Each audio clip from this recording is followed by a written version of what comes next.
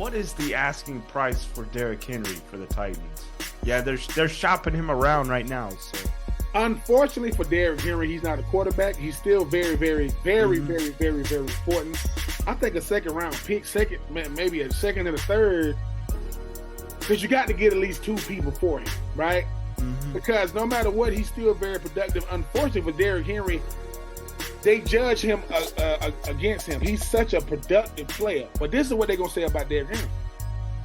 Who is Derrick Henry in the playoffs? Because he gets so much wear and tear during the season. Now I still think he's worth a second and a fourth. Nobody's gonna command more than the quarterback, even if you subpar. But you can't just let him walk out the door, man, for nothing. Like, you can't just go, we're just gonna cut him because of salary cap. No. Like Ryan Tannehill don't love Ryan Tannehill. If you ain't got Derrick Henry, are you even watching it? I'm gonna watch Titans because I played for him. But you got a chance to go back to the dark ages if you get rid of Derrick Henry. And I think you got to consider it because he costs so much money. And let's face it, his best years are behind him. He still got some very productive years left. But Mike Vrabel wants to run the ball and wants to run the ball a lot.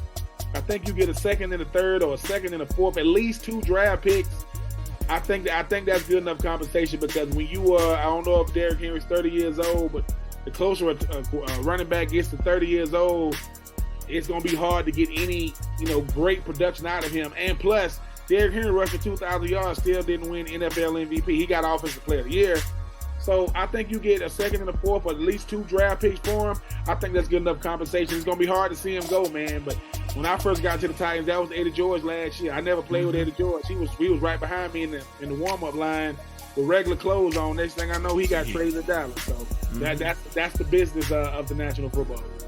Definitely is. I think the beginning of the end for the Titans is when they traded A.J. Brown last year. Like, oh my God, they didn't even fill the void.